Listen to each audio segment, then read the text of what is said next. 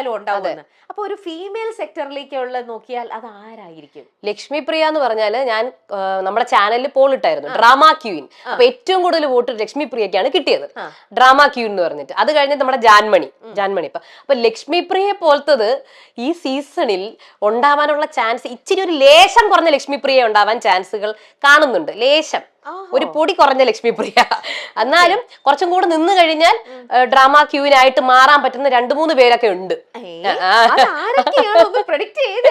ചിലപ്പോ നമ്മൾ പറയില്ലേ, നമ്മൾ ഈ അനിമോളുടെ പേരുകൾ നമ്മൾ പ്രഡിക്ഷൻ ലിസ്റ്റ് ഒരുപാട് കേൾക്കുന്നുണ്ട്. അപ്പൊ അനിമോള് വന്നു കഴിഞ്ഞാൽ ചിലതൊക്കെ നമുക്ക് പ്രതീക്ഷിക്കാം, ഡ്രാമാസ് ഒക്കെ കുറെ പ്രതീക്ഷിക്കാം. പിന്നെ നമ്മുടെ കോൺട്രോവേഴ്സ്യൽ താരം രേണു സുധി. രേണു ഇവിടെ നിറഞ്ഞു നിൽക്കുകയാണല്ലോ സോഷ്യൽ മീഡിയയില്. അപ്പൊ രേണു വന്നാലും കുറച്ചൊരു ഡ്രാമ പ്ലസ് പിന്നെ കുറച്ചൊരു എന്താ പറയണ്ട, ഒരു കരച്ചിൽ മോഡ് വരാം, പറയാൻ പറ്റത്തില്ല. പല പല പല മോഡുകൾ നമ്മുടെ ലാലേട്ടൻ പറഞ്ഞിട്ടില്ലേ, വിക്ടിം കാർഡ് മറ്റേ ഒന്നും നടക്കില്ല എന്ന്.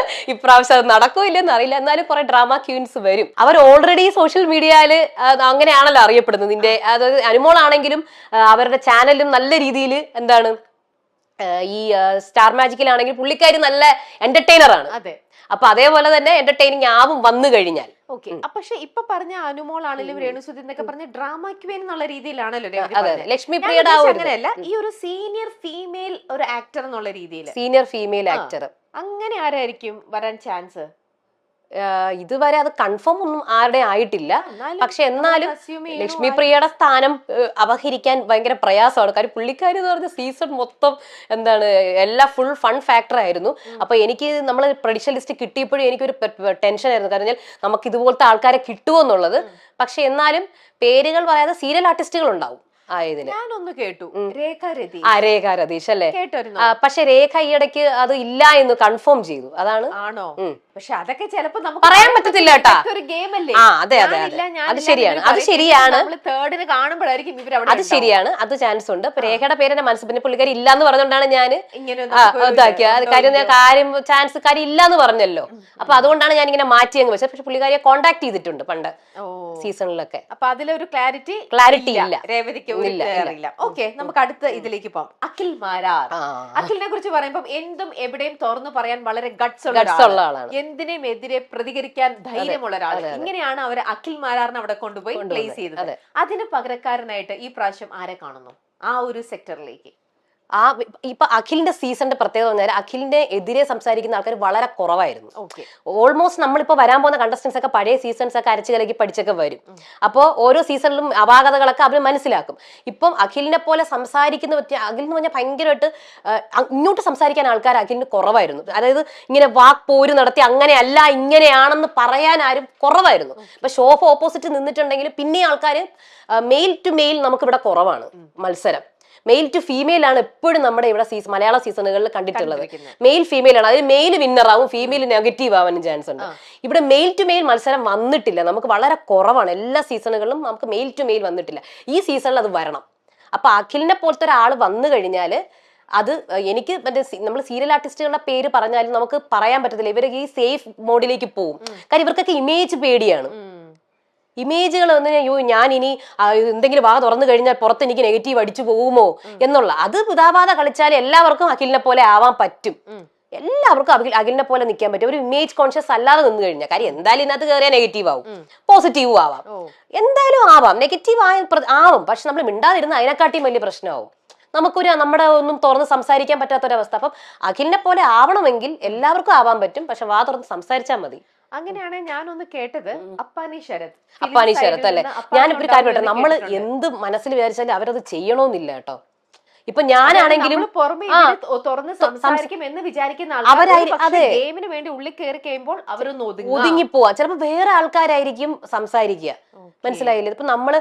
ഇപ്പൊ ലക്ഷ്മി പ്രിയയുടെ സീസണിൽ നമ്മൾ ശ്രദ്ധിച്ചു നോക്കിയാൽ ഒരുപാട് ലിസ്റ്റ് ഉണ്ടായിരുന്നു സീസൺ 4. പക്ഷെ റോബിനാണ് അതിനകത്ത് കയറി, ജാസ്മിനാണ് അതിനകത്ത് കയറി വന്നത്. നമ്മളൊട്ടും പ്രതീക്ഷിക്കാത്ത ആൾക്കാരാണ് അല്ലെ? ഇപ്പൊ രജിത് കുമാറിന്റെ സീസണിൽ, രജിത് സാറിന്റെ സീസൺ 2 സാറിന് നമുക്ക് അറിയത്തോ.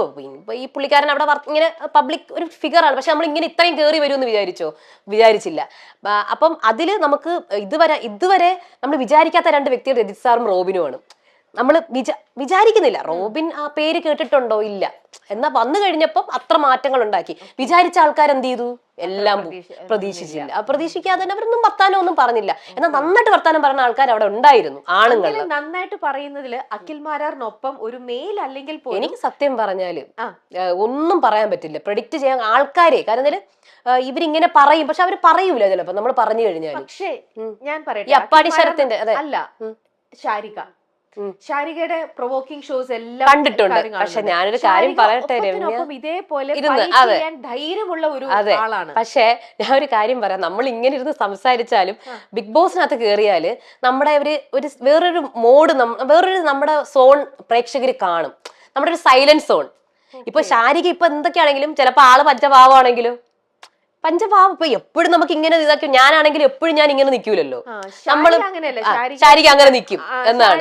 ഇഷ്ടപ്പെടാത്തത് എന്തെങ്കിലും കാണുകയാണെങ്കിൽ മറ്റൊരാളെ പ്ലീസ് ചെയ്തോണ്ട് ശാരിക നിക്കത്തില്ല. വേണമെങ്കിൽ ഒരു സെക്കൻഡ് നിൽക്കാൻ പറ്റുമായിരിക്കാം, ഒരു മണിക്കൂറിന് മേളിലൊന്നും നിൽക്കാൻ പറ്റത്തില്ല. എനിക്ക് തോന്നുന്നില്ല. പക്ഷെ അവിടെ ശാരികനെ എതിർക്കാൻ ഒരാള് വന്നാലോ അവിടെ ഒരു കോൺഫ്ലിക്റ്റ് ഉണ്ടാവും. പക്ഷെ അവിടെ ഇവിടെ ഈ ബിഗ് ബോസിന്റെ പ്രത്യേകത, നമ്മൾ കുറെ സംസാരിച്ചാലും നെഗറ്റീവ് ആവും, കുറച്ച് സംസാരിച്ചാലും ഭയങ്കര പ്രശ്നമാണ്. നമ്മളെ ഓരോ നിമിഷവും ജഡ്ജ് ചെയ്യും ഇവിടെ. അതാണ് ഇവിടുത്തെ ഒരു പ്രത്യേകത. നമ്മുടെ മലയാളം ബിഗ് ബോസ് ഓഡിയൻസിന്റെ പ്രത്യേകത. നമ്മൾ ഇങ്ങോട്ട് തിരിഞ്ഞാൽ പ്രശ്നം, അങ്ങോട്ട് തിരിഞ്ഞാൽ പ്രശ്നം, ഈ ഡ്രസ്സ് ഇട്ടാ പ്രശ്നം, ആ ഡ്രസ്സ്, അങ്ങനെയൊക്കെ ഉള്ള ഒരു ജഡ്ജ്മെന്റ് വരുന്ന ഒരു സ്ഥലങ്ങളാണ്. ഓവറായിട്ട് സംസാരിച്ച് ഇപ്പൊ രതീഷ് കഴിഞ്ഞ സീസണില് കുറച്ച് കൂടുതലായി പോയി. അത് കാരണം ആൾക്കാർ ഇത് എന്തോന്നത് കൂടുതൽ, ഇത്രയൊന്നും വേണ്ട അങ്ങനെ പറയുന്നവരുണ്ട് ഇഷ്ടം പോലെ. അപ്പം ഒരുപാട് ഇപ്പം ഞാൻ തന്നെ കമന്റ് സെക്ഷനിൽ പറയുമ്പോൾ രതീഷ് നല്ല എന്റർടൈനിങ് ആണ്, പക്ഷെ ചേച്ചി കുറച്ച് കൂടുതലാണ്. കൂടുതൽ കാണിച്ചാലും പ്രശ്നമാണ് ഇവിടെ. അതെ, അങ്ങനെയാണ് ശാരിക അവിടെ പെർഫോം ചെയ്യുന്ന എന്തെങ്കിലും പുള്ളിക്കാരി. അതെ, എന്തെങ്കിലും ശാരിക അതിനകത്ത് പോയി കഴിഞ്ഞാല് പുള്ളിക്കാരി മിണ്ടാതിരിക്കൂല, എന്തെങ്കിലും പറയും, സംസാരിക്കുകയൊക്കെ ചെയ്യും. പക്ഷെ അത് അതെ രേണു ഇഷ്ടപ്പെട്ടില്ലെങ്കിൽ രേണു പറയും, റിയാക്ട് ചെയ്യും. പക്ഷെ ഇവിടുത്തെ ആൾക്കാരത് എങ്ങനെ എടുക്കും എന്നുള്ളതാണ് ഇത്. പിന്നെ ഒരു കാര്യമുണ്ട്, രേണു ആണെങ്കിലും ശാരികയാണെങ്കിലും ഓൾറെഡി പുള്ളിക്കാരി രണ്ടുപേരും നെഗറ്റീവായ ആൾക്കാരാണ്. ഈ നെഗറ്റീവ് ഒക്കെ പുള്ളിക്കാരി ഇഷ്ടപ്പെടാത്ത ഒരുപാട് പേരുണ്ട്. അപ്പൊ അതുകൊണ്ട് പേടിക്കാതെ ചെന്ന് കയറാം.